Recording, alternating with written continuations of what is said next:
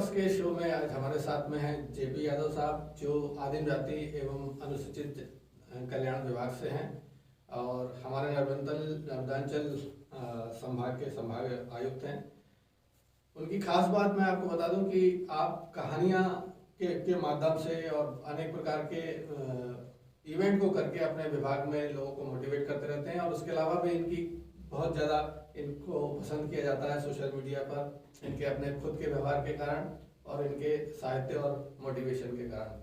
आज हमारे लिए बहुत खुशी की बात है यादव साहब कि आप गांधी टॉक्स के शो में शामिल हुए और कुछ बात आपसे करने का मौका मिल रहा है। जी, आपका बहुत बहुत शुक्रिया कि आपने मुझे कुछ बात कहने का मौका दिया। जी, आपकी कहानियों में बहुत सारी चीज़ें ऐसी निकलती हैं जिसको सुन करके कुछ ना कुछ दिशा मिलती है या किसी न किसी प्रकार से कोई प्रेरणा मिलती है।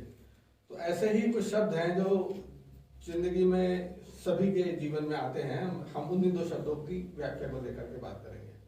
तो पहला शब्द है सहानुभूति। सहानुभूति को आप किस प्रकार से परिभाषित करेंगे? मेरे हिसाब से सहानुभूति व्यक्ति की संवेदनात्मक प्रतिक्रिया है। सहानुभूति का मतलब है किसी व्यक्ति या किसी प्राणी के प्रति उसकी विषम परिस्थितियों में उत्पन्न चिंताएं और उसके प्रति चिंताओं के कारण से आपके मन में एक मानवीय भाव पैदा होता है और वो मानवीय भाव ही सहानुभूति कहलाता है। बिल्कुल ठीक। अब अगर हम ये बात करें कि सहानुभूति किसी व्यक्ति के जीवन में जरूरी क्यों है, उसे आप कैसे बताएंगे? हर व्यक्ति के जीवन में सहानुभूति बहुत जरूरी है। सहानुभूति जो शब्द है वो संवेदनाओं से उत्पन्न हुआ। जब तक व्यक्ति के अंदर परिस्थितियों का व्यक्तियों के परिस्थितियों को या व्यक्ति कठिन परिस्थितियों को देखते हैं तो एक संवेदना पैदा होती है और संवेदना ही सहानुभूति का रूप लेती है।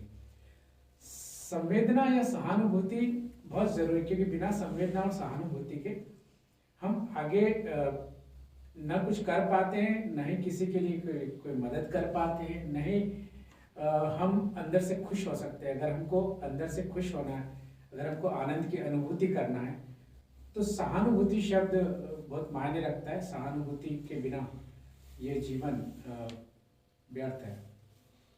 चलिए, इसमें बात करते करते में एक शब्द आया था मदद, उसको हम हिंदी में सहायता बोलते हैं। सहायता को किस प्रकार से आप डिफाइन करेंगे? सहायता जो शब्द है एक्चुअल में सहायता शब्द खुद से नहीं बना है और सहायता शब्द एक प्रोसेस के माध्यम से आया। जब तक हमारे अंदर किसी व्यक्ति या प्राणी के प्रति संवेदना उत्पन्न नहीं होती तो सहानुभूति उत्पन्न नहीं होती और सहानुभूति उत्पन्न नहीं होती तो हम किसी की सहायता करने को आतुर नहीं हो पाते। तो जब हमारे अंदर संवेदना किसी व्यक्ति की परिस्थिति या किसी प्राणी की विषम परिस्थितियों को देखकर हमारे मन में संवेदना पैदा होती है तो संवेदना सहानुभूति के रूप में उत्पन्न होती है। सहानुभूति कहती है कि इस व्यक्ति या प्राणी की इस विषम परिस्थितियों को मदद करना चाहिए, सहायता करना चाहिए। तो वही सहायता है के कारण ही कोई व्यक्ति अपनी विषम परिस्थितियों से बाहर निकल सकता है या हम किसी को सहायता करके मदद करके उसके जीवन को सुधार सकते हैं, उसके जीवन को बना सकते हैं और उनके जीवन में परिवर्तन ला सकते हैं। अच्छा, एक चीज इसमें समझ आ रही है कि संवेदना के कारण ही सहानुभूति उत्पन्न होती है और संवेदना के कारण ही सहायता करने का भाव उत्पन्न होता है। जी, मेरे एक तरीके से संवेदना उनका बीज है जिसके दो फल हैं, वो सहानुभूति के रूप में निकले या सहायता के रूप में निकले, वो परिस्थिति पर निर्भर करता है। यानी कि यदि किसी व्यक्ति को कोई घटना को देख करके उसके अंदर एक भाव आता है कि मुझे इसके प्रति संवेदना प्रकट करना चाहिए, तो वो उसके कंधे में हाथ रख करके ढाढ़स भी दे सकता है या फिर कुछ आर्थिक मदद भी कर सकता है। यहाँ लेकिन दो चीज हो जाती है। क्या ये दोनों को अगर आप दोनों फलों को अगर आप एक तराजू में रखने की बात करें तो इसमें किसको भारी मानेंगे, सहानुभूति को या सहायता? मेरे हिसाब से संवेदनाओं का तब तक कोई महत्व नहीं जब तक उन संवेदनाओं के कारण आपके मन में सहानुभूति उत्पन्न हो। और सहानुभूति उत्पन्न होने के बाद आप व्यक्ति की सहायता न करें तो संवेदनाओं का और कोई महत्व नहीं रह जाता। तो संवेदनाओं को परिणति तक पहुंचने के लिए सहायता बहुत जरूरी है। आप देखते हैं कई लोग केवल संवेदनाएं प्रकट करते, व्यक्ति की मदद नहीं करते। तो जब तक व्यक्ति की उन विषम परिस्थिति से बाहर निकलने में मदद नहीं करेंगे तो आपकी होती संवेदनाओं का कोई महत्व नहीं रह जाता। तो मेरे हिसाब से जो सबसे महत्वपूर्ण शब्द है वो संवेदना है। संवेदनाएं इंसान को व्यक्ति की मदद के लिए और सहानुभूति के लिए प्रेरित करती है, और उसी का परिणाम जाकर हम किन्हीं व्यक्तियों के, किन्हीं प्राणियों की उनकी विषम परिस्थिति में मदद कर पाते हैं। उससे उसका जीवन बचता है, उसका जीवन आगे बढ़ता है और व्यक्ति को आनंद की अनुभूति होती है। क्या आप इसको सटीक रूप से कह सकते हैं कि सहायता या सहानुभूति से किसी व्यक्ति का जीवन सफल होता है? जी, क्योंकि व्यक्ति का जीवन वैसे भी सफल है, लेकिन अगर आपको आत्मिक संतोष प्राप्त करना है, अगर हमको जीवन में आनंद प्राप्त करना है, तो हमको लोगों की सहायता करके, हमारे पास जो भी है, हमको ये सोचना चाहिए कि जो भी सहायता करें हम नहीं कर रहे हैं, ईश्वर हमारे माध्यम से करा रहा है। तो एक आत्मिक संतोष प्राप्त होता है, एक आनंद प्राप्त होता है, वो आनंद आपके सारे सुखों से बढ़कर होता है।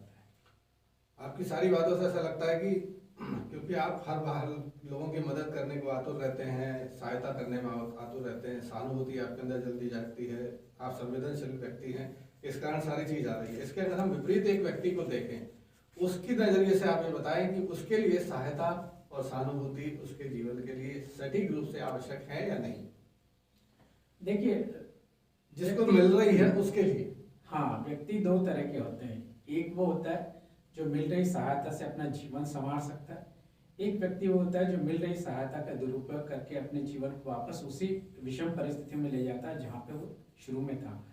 तो अगर हमको सहायता मिल रही कहीं से, किसी की सिंपैथी या किसी संवेदनाओं के कारण, सहानुभूति के कारण से, तो हमको उसको पॉजिटिव वे में ले जाकर हमको अपना जीवन उन्नत बनाना चाहिए। बिल्कुल, यहाँ बात आकर के पूरी तरह से डिफाइन हो गई कि देने वाले और लेने वाले के बीच में इन शब्दों का अलग अलग महत्व होता है। देने वाले को देते समय अगर उसने संवेदनाएं प्रकट की तो उसके अंदर आनंद की अनुभूति होगी, या उसको ऐसा लगेगा कि मैंने किसी व्यक्ति को के प्रति अपनी संवेदनाएं प्रकट की।